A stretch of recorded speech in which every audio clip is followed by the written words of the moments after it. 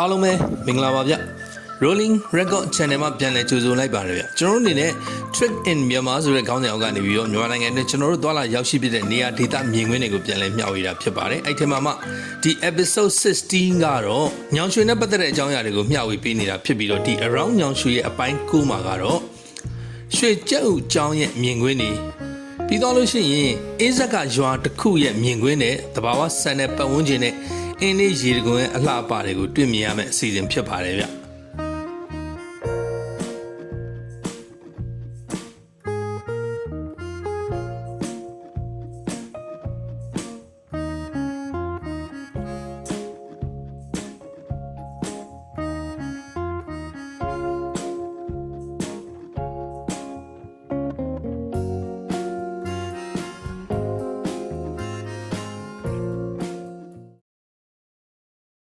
ဟုတ်ကဲ့အခုကကျွန်တော်တို့ဒီရွှေဝါးရိပ်ဂက်ဆောက်ဆိုတဲ့အဲ့နေရာလေးရဲ့နောက်မှာကျွန်တော်တို့ရွာလေးတစ်ခုရှိတယ်အင်းဆက်ကရွာလေးအဲ့ရွာလေးတွေကိုတစ်ချက်သွားကြည့်မယ်ဒီလိုလေးရွာရဲ့တည်နေပုံကဒီလိုမျိုးပုံစံမျိုးလေးအဲ့ရွာလေးတွေကိုတစ်ချက်ဝင်ကြည့်မလို့ဒီမှာဒါကအဲ့ဒီရွာလေးရဲ့မြင်ကွင်းအင်းဆက်မှာရှိနေတဲ့ရွာလေးတစ်ခုရဲ့တည်နေတဲ့ပုံစံလေးလုံးဝအေးချမ်းချမ်းပဲ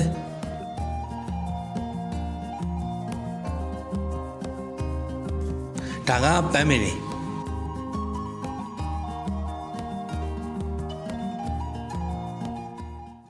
ဒါကအဲ့ဒီရွာရဲ့အဝင်လန်းအခုနရွာရှိနေတဲ့နေရာလေးကဘယ်နေရာလေးလဲဆိုတော့အခုဒီမှာရွှေဝါးရိပ် guest house ကနောက်ဘက်ဒီနေရာလေးမှာရွာလေးရှိနေတာပြီးသွားရင်ကျွန်တော်အဲ့ဒီကနေပြီးတော့ဘယ်ဘက်ကိုသွားမလဲဆိုတော့ဟိုးရှိမှာတွေ့နေရတယ်ရွှေကြက်ဘုံကျောင်းโอเคအဲ့နေရာလေးစိတ်ချက်သွားကြည့်မယ်ဆိုတော့ကျွန်တော်တို့ဒါကတော့ဒီမှာရွှေကျဲဥဖုံးတော်ကြီးကျောင်းရဲ့ရှေ့ကနေတွေ့ရတဲ့မြင်ကွင်း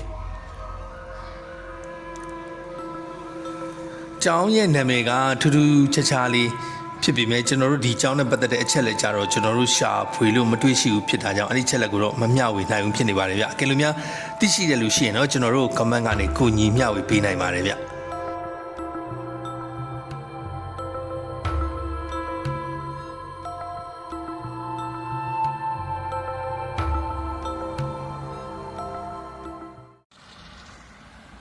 โอเคအဲ့ဒီကနေပြီးတော့ကျွန်တော်တို့အဲ့လမ်းလေးအတိုင်းပဲဒါကခေါင်နိုင်ကနေအပြန်ထွက်လာတာဆိုတော့လေအဲ့ဒီမှာအခုကျွန်တော်တို့နောက်ထပ်နေရာလေးတစ်ခုကိုရောက်ပြီအဲ့ဒါဘာလဲဆိုတော့ရေထွက်ညောင်ပင်သားရေထွက်တဲ့ဆိုတော့ဒီရှမ်းပြည်နယ်မှာကရေချိုတောက်သုံးရေရရှိဖို့အတွက်ကဒီရေထွက်တွေကလည်းကြီးကြီးမားမားအထောက်အကူပြုတယ်လို့ပြောရမှာဆိုတော့အခုဒါကဒီညောင်ပင်သားရေထွက်ထဲကိုတစ်ချက်ဝင်ကြည့်မှာတော့ရေထွက်ဆိုတာတော့မြေအောက်ရေမြေချောင်းအင်းကတဝါလျောက်စီးထွက်နေတာမျိုးပေါ့ဟိုးမြေအောက်ရေကနေအချို့ကျတော့လည်းတနေရာကနေစီးဆင်းလာတယ်ဆင်းလာပြီးတော့မြေအောက်မှာပျောက်သွားပြီးတော့အဲ့နောက်တနေရာကျမှပေါ်လာပြီးတော့ရေပြင်မြေပြင်ပေါ်တက်ပြီးတော့ထွက်လာတဲ့နေရာမျိုးပေါ့အချို့ကျွန်တော်တို့ဒီဘက်တွေဆိုလို့ရှိရင်ရေထွက်ကအချို့ရေကန်နေဆိုလို့ရှိရင်ဒီရေထွက်နဲ့ပဲအချို့ဆယ်တွေဆိုရေထွက်နဲ့ဥပမာဖြင့်ဟဲဟိုးဆယ်ဆိုလို့ရှိရင်ဒါရေထွက်ကနေပြီးတော့ရတာလေအဲ့လိုမျိုးလေးပေါ့ဒါလည်းဒီမှာရေထွက်ရှိတယ်ကျွန်တော်တို့ရေထွက်တိုင်းမှာတော့သူကဒီလိုမျိုးဟိုယုံကြည်ကိုးကွယ်မှုဆိုင်ရာဒီလိုလေးတွေရှိတာတွေ့ရတယ်ဗျအခုဒီမှာကြည့်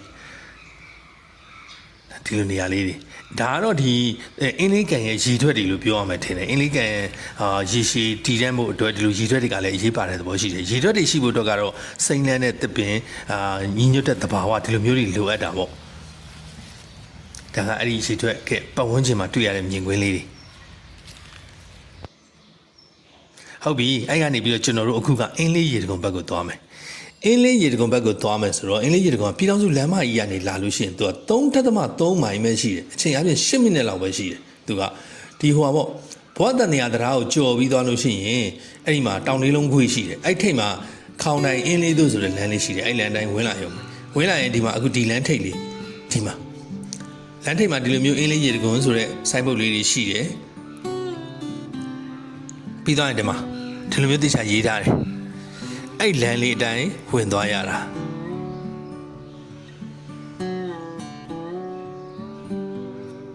သူကရေပယ်ကြီးရွာပေါ့ရေပယ်ကြီးရွာရဲ့ဟောပေါ့ရေပယ်ကြီးရွာမှာရှိတာပေါ့သူကကြီးရွာထိပ်ဒီကြောက်ချောလန်းလေးကကျွန်တော်တို့ဒီထိတ်ကနေပြီးတော့အဲ့ဒီရေကွန်ရောက်ထိဆိုပေ4000လောက်ရှိတယ်အဲ့လောက်ပဲ လမ်းမရန်နေလာမှစုစုပေါင်း7မိနစ်တောင်မပြည့်ဘူးရေတကုံကိုရောက်တာပြည်တော်စုလမ်းမရန်နေလေဒါကအဲ့ဒီရေတကုံကိုအသွားလမ်းမှာဒီလိုမျိုးမြင်ကွင်းလေးတွေအဲ့လိုတစ်ပင်ကြီးအောက်ကနေဖြတ်သွားရတဲ့လမ်းလေးပြီးတော့ဒီလိုထိတ်တွေမှာအဲ့လိုပန်းကင်းတွေရှိတယ်အဲ့လိုသဘောမြင်ကွင်းလေးတွေကိုဖြတ်သွားပြီးတဲ့အချိန်ကျမှရေတကုံကိုရောက်တာဒီမှာဒါဆိုနှင်းစီကင်းနေ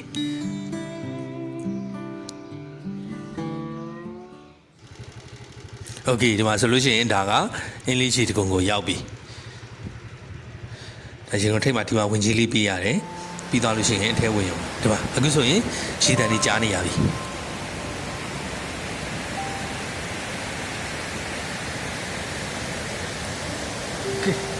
ကြားရတဲ့အတိုင်းပဲခြေနေရတော့ဒီစီးတန်ကအဲ့လိုပြီအခုကဘိုးရင်းအကုံပေါ့ဆောင်းတဲ့အစဆိုတဲ့အခါကျတော့ရေစီးနည်းနည်းပိုးတန်ရေစီးပိုများတယ်လို့ပြောရမှာပေါ့ຫນွေဘက်ဆိုတော့လည်းရေစီးကနည်းနည်းနေသွားမယ်ဒ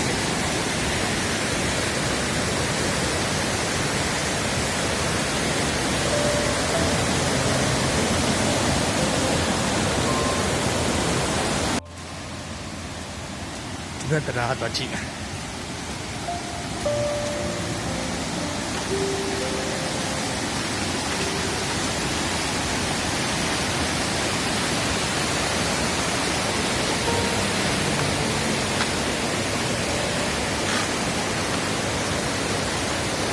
ဘုံကနေစီလာ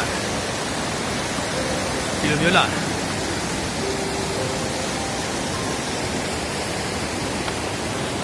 ဒီတော့မှဒီကနေပြီးတော့ဘိုးဘက်ထဲကိုစီးသွားတာဒီစီးချက်ကတော့ကြောက်ခမန်းလေးလေးပဲအခုဒီမှာ solution ကြည့်ဟိုးတပင်တန်းလေးတွေရှိတဲ့နေရာနေပြီးတော့ဒီလိုစီးလာတကယ်တဘာဝဆန်တဲ့မြင်ကွင်းလေးတွေဆိုတော့လေဒီမှာအေးချမ်းတယ်စိတ်အေးချမ်းတယ်ခြေစည်းတန်လေးကိုနားထောင်နေရမယ်ပြီးတော့လို့ရှိရင်ပတ်ဝန်းကျင်ကလည်းတိတ်ဆိတ်အေးချမ်းပြီးတော့အဲ့ဒီတဘာဝကိုခံစားရတဲ့အရာဒီမှာဒီလိုမျိုးမြင်ကွင်းတွေကတော့သူကလေတခုရှိတာကဒီဟိုပါပေါ့ဘယ်လိုပြောမလဲရေကစောင်းတွင်းနှောင်းပိုင်းရောက်သွားလို့ရှိရင်တော့ပူပြီးကြီးလာမှာပေါ့အခုကျတော့ရေကတော့တအားကြီးကြီးမနေဘူးဒါပေမဲ့ရေစီးအားတော့တွေ့တဲ့အတိုင်းသူကမိုးရင်းဘက်တွေပါတယ်ဆိုလို့ရှိရင်တော့ရေစီးတအားပြင်းတယ်အဲဒါကြောင့်မိုးရင်းဘက်ဆိုလို့ရှိရင်တော့ရေစင်ကူတာတို့ဘာလို့မလုပ်ဖို့သူတို့လည်းတားထားတယ်အခုဒီတရားလေးကနေသွားရင်ဒီဘက်မှာကျတော့ဟိုဟာလေးတွေရှိတယ်ဘယ်လိုပြောမလဲလုံကျိအိမ်လေးတွေဆိုတာအစားတောက်မှစားတာနားယူတာဘာညာအဲ့လိုမျိုးထင်တာပဲအခုအချိန်ကကြတော့ခီးတဲ့နဲနေသေးတဲ့အခါကျတော့လေအဲ့ဒါကဒီတိုင်းလုံချင်းအိမ်နေတယ်အောင်ဒီတိုင်းအလွတ်လေးတွေပဲတွေ့ရတယ်။တွန်းကြည့်ဘယ်လောက်အေးချမ်းလဲမိသားစုနဲ့လာတာမျိုးဘာမျိုးဆိုလို့ရှိရင်လေအဲ့ကိုယ့်ကိုတကယ်ကိုအေးချမ်းနေအောင်ပဲကလေးတွေပဲပါရင်တော့ဒီရှီကနည်းနည်းလေးတော့သတိထားရမှာပေါ့ဒီမှာဒီလိုမျိုးဟိုဟာလေးတွေနဲ့အိမ်ရှိမှာကွပ်ပစ်လေးတွေနဲ့ဒီမှာကြည့်ဝါးပိနေအောင်မှာမပြောပိနေချားထဲမှာချောင်းလေးနှပီးမှာpicnic ထွက်တာမျိုးဘာမျိုးဆိုလို့ရှိရင်လည်းဒီနေရာလေးကနေရာလေးကြည့်ရတယ်လွတ်လပ်လည်းရှိတယ်ဆိုတော့လေအတော်လေးသဘောကျစရာနေရာလေးပဲကျွန်တော်တို့တော့မှဒီဘက်တွေကိုကျွန်တော်တို့မျှဝေနေတာကြာပြီမဲ့ဒီအင်းလေးရေတကုံကိုတခြားမမျှဝေဖြစ်သေးဘူးအခုမှပဲဒါကျွန်တော်တို့ပထမဆုံးရောက်တယ်လို့ပြောရမှာဘာဖြစ်လို့လဲဆိုတော့ကျွန်တော်တို့ရွာငံဘက်ကရေတကုံနေဆိုကျွန်တော်တို့ရောက်ဖြစ်တယ်လေကနန်းချရေတကုံတို့ပြီးသွားရင်ကိုစိန်ရေတကုံတို့နောက်ပိုင်းဖွင့်တဲ့ရေတကုံတွေအဲ့လိုမျိုးတွေရောက်ပြီမဲ့ဒီဘက်ကိုမရောက်ဖြစ်ဘူးဒီဘက်ကျတော့အင်းလေးဆိုလို့ရှိရင်အင်းလေးကန်ကိုပဲဥတီပြီးသွားကြတာဟုတ်ဒီအင်းလေးရေတကုံကိုကျတော့တိတ်ပြီးတော့တတိမထားမိကြဘူးဖြစ်နေတာဒါပေမဲ့အဲ့လိုမျိုးသဘောကျတယ် picnic ထွက်တာတို့ကတော့မိသားစုလိုက် picnic ထွက်တာပဲဖြစ်ဖြစ်တငယ်ချင်းတွေလိုက်ထွက်တာပဲဖြစ်ဖြစ်သဘောကျဖို့ကောင်းတယ်ပြီးတော့သူကတအားကြီးမဝေးဘူးအချို့ရေတခွန်တွေကဟိုတော်တော်ဝေးသွားရတယ်နိဒီဘက်ရေတခွန်တွေကြတော့လမ်းမရက်နေဘယ်တော့မှမသွားဘဲနဲ့ရောက်တာဒီမှာဒါကအိမ်လေးထဲမှာဘယ်လိုမျိုးရှိတယ်ဆိုတာလေးပြတာသစင်ဆောင်နဲ့ဒီလိုမျိုးလေးအထက်ဘက်ကတော့လေပြပောင်းကြီးကဒီလိုပုံစံမျိုးလေး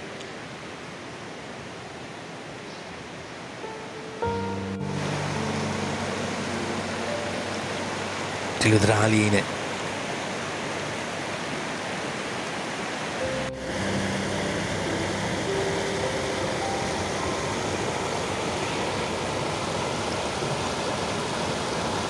ကြည်စင်းနေတဲ့အနေထားတော့ဒီမှာတွေ့ရတဲ့အတိုင်းပဲ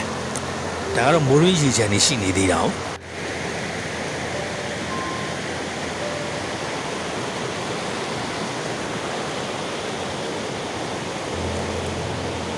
တဘာဝအရာတော့ခံစားပြီးနားရတာကလေပို့ပြီးတော့စိတ်အပန်းပြေစေတယ်လို့ထင်တယ်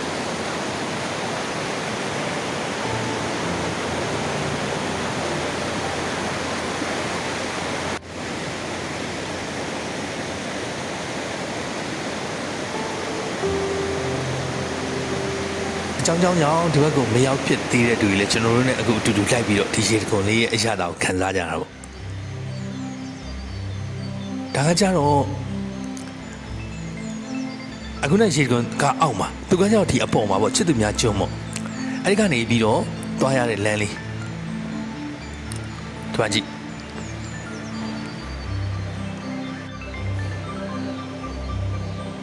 ဒီလိုလမ်းမျိုးလေးငှက်တန်လေးကြီးကြားမယ်ရာသီဥတုလေးကချီချီလင်းလင်းလေးရှိနေမယ်အေးစိမ့်စိမ့်လေးဖြစ်နေမယ်ဒီတစ်ပင်အုပ်လေးတွေနဲ့ဆိုဟိုးမှတွေ့လားအခုနဲ့ရေတခွန်တွေ့ရတဲ့ရေတခွန်လေးကဟိုအောက်မှာအခုမြင်နေရတဲ့နေရာလေးမှာ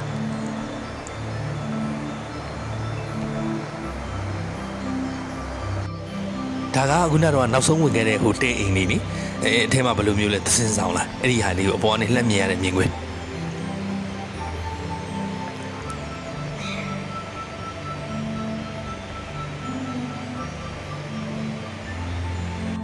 ဒါလေးကမြေသားလှစ်ကလေးလေးတွေနဲ့ဒီလိုမျိုးလေးအဲ့နဲ့ဆင်းလာပြီးသားလို့ရှိရင်ဒီဘက်ကိုသွားရင်ဟိုမှာကျိုးတရားတစ်ခုရှိတယ်ဒီကျိုးတရားဘောကနေတက်သွားရင်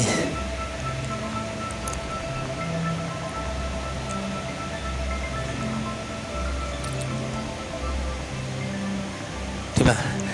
ရေစီးလာတဲ့ချောင်း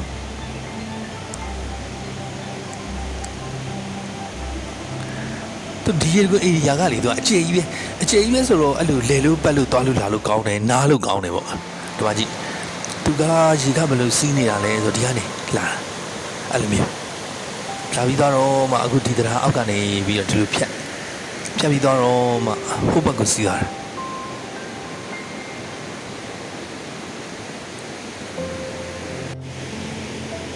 โอเคဒီမှာကျုံးနေတော့ကြည့်မယ်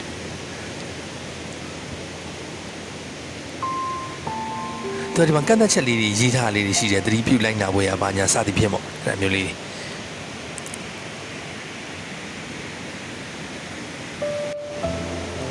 ဒီမှာကဒါကခီးသွားဒီများတဲ့ຢာဒီဆိုလို့ရှိရင်တော့ဒါကစိုက်နေပါလေဖွင့်လာတာဖြစ်လိမ့်မယ်ကျွန်တော်တို့ကဒါကအခုကခီးသွားຢာဒီမစခင်ရောက်တာလေးဆိုတော့လေ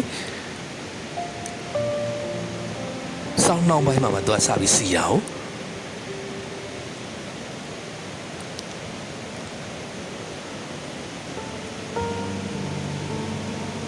ဒီလိုမျိုးလေးတွေနဲ့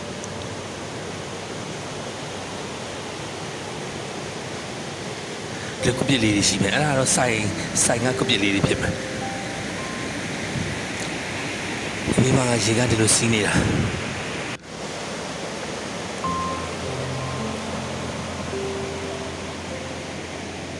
ဒါကတော့လုံးဝစိတ်အပန်းဖြေဖို့တက်ဒီမြင်ကွင်းလေးတွေကိုကြည့်ဖို့ပါရေစီးတဲ့နေကြားနေရမယ်ဂီတတန်ညင်နေကြားနေရမယ်ပြီးတော့မြင်ကွင်းလေးတွေကစိတ်ဆူရှိနေမယ်ဘွားအမောတချို့ပြေအောင်ပေါ့ဒ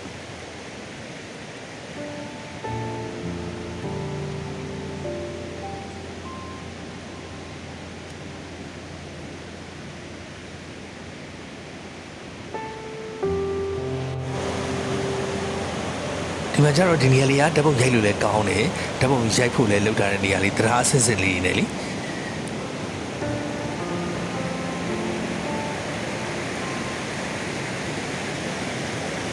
သူဒီဘက်ကသွားနိုင်တယ်လို့ရောက်တယ်ကျွန်တော်တို့တော့အဲ့နာလေးအထိပဲသွားခဲ့တယ်အကျယ်ကြီးကိုသူသွားတဲ့နေရာတွေကလေဒီမှာကြည့်ဒီနေရာလေးဆိုလို့ရှိရင်တော့လှတယ်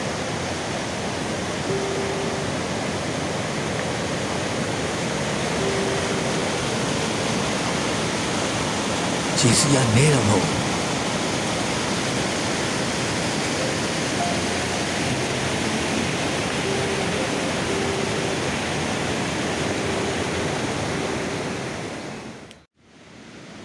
ရှောက်သွားပြင်တော့မောမောနဲ့ဒီကုတ်ပြစ်လေးမှာထိုင်ရမိုက်တယ်မိုက်တယ်ဆိုတော့လေလေးကလည်းအေးနေတာပဲဒီကဒီရေစီးနေတော့လေရေမှုန်နေရဲ့အငွေ့ပေါ့အေးတက်ကလည်းရှိတယ်ပြီးတော့တပ်ပင်တွေရဲ့အုပ်ထားတဲ့အေးလည်းရှိတယ်ပြီးတော့ဆောင်းကလာအေးလည်းရှိတယ်ဆိုတော့လေမိုက်တယ်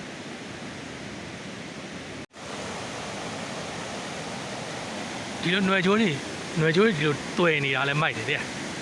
ဒီလိုမျိုးလမ်းပါလေ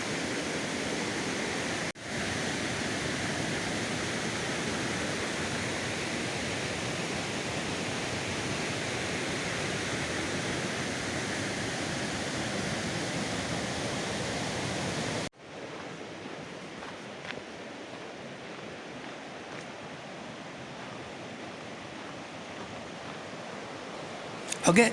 ဒီပိုင်းမျှဝေခြင်းကတော့ဒီမျှပဲဖြစ်ပါတယ်ဗျကျွန်တော်တို့ရဲ့မျှဝေမှုတွေကိုကြည့်ရှုပေးနေတဲ့အတွက်အထူးပဲကျေးဇူးတင်ရှိပါတယ်ဗျ